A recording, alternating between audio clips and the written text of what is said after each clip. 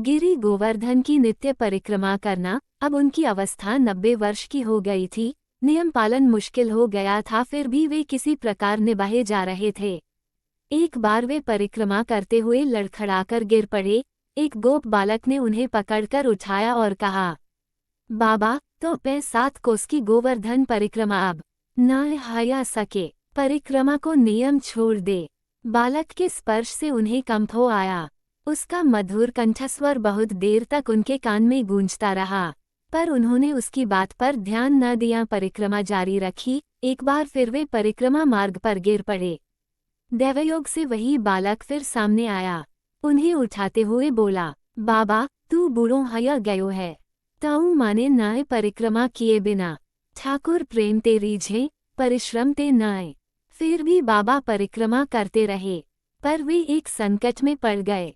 बालक की मधुर मूर्ति उनके हृदय में गड़कर रह गई थी। उसकी स्नेहमयी चितवन उनसे भुलाई नहीं जा रही थी। वे ध्यान में बैठते तो भी उसी की छवि उनकी आंखों के सामने नाचने लगती थी। खाते पीते, सोमते जागते हर समय उसी की याद आती रहती थी। एक दिन जब वे उसकी याद में खोए हुए थे, उनके मन में सहसा एक स्पंदन हुआ, एक नई स्फूर्ति हुई। वे सोचने लगे, एक साधारण व्रजवासी बालक से मेरा इतना लगाव, उसमें इतनी शक्ति की मुझ वयोवृद्ध वैरागी के मन को भी इतना वश में कर ले कि मैं अपने इष्ट तक का ध्यान न कर सकूं। नहीं, वह कोई साधारण बालक नहीं हो सकता जिसका इतना आकर्षण है। तो क्या वे मेरे प्रभु मदन गोपाल ही हैं जो ये लीला कर रहे हैं? एक बार फिर यदि वह बालक मिल जाए तो मैं सारा रहस्य जाने बगैर न छोड़ूं। संयोगवश एक दिन परिक्रमा करते समय वह मिल गया। फिर परिक्रमा का नियम छोड़ देने का वही आग्रह करना शुरू किया। सनातन गोस्वामी ने उसके चरण पकड़कर अपना सिर उन पर रख दिया और लगे आर्त भरे स्वर में कहने लगे, प्रभु, अब छल न करो, स्वरूप में प्रकट होकर बताओ मैं क्या करूं। गिरिराज मेरे प्राण हैं, गिरिराज परिक्रमा मेरे प्राणों की संजीवनी है। प्राण रहते इसे कैसे छोड़ दूं।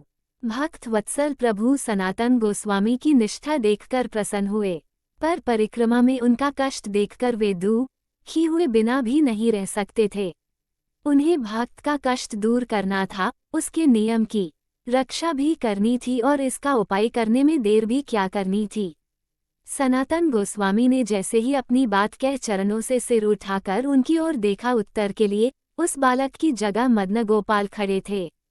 वे अपना दाहिना चरण एक गिरिराज शिला पर रखे थे। उनके मुखारविंद पर मधुर स्मित थी, नेत्रों में करुणा झलक रही थी। वे कह रहे थे, सनातन, तुम्हारा कष्ट मुझसे नहीं देखा जाता। तुम गिरिराज परिक्रमा का अपना नियम नहीं छोड़ना चाहते तो इस गिरिराज शिला की परिक्रमा कर लिया करो। इस पर मेरा चरण चिन्ह अंकित है। इसकी परिक्रमा करने से तुम्हारी गिरिराज परिक्रमा हो जाया करेगी। इतना कह मदन गोपाल अंतर्धान हो गए। सनातन गोस्वामी मदन गोपाल चरणांकित उस शिला को भक्तिपूर्वक सिर पर रखकर अपनी कुटिया में गए। उसका अभिषेक किया और नित्य उसकी परिक्रमा करने लगे। आज भी मदगोपाल के चरण चिन्हयुक्त वह शिला वृंदावन में श्री राधा दामोदर के मंदिर में विद्यमान है। ऐसी मान्यता है कि राधा दामोदर मंदिर की 4 परिक्रमा लगाने पर गिरिराज गोवर्धन की परिक्रमा का फल मिल जाता है। आज भी कार्तिक सेवा में श्रद्धालु बड़े भाव से मंदिर की परिक्रमा करते हैं। जय श्री गिरिराज गोवर्धन की। राधे राधे।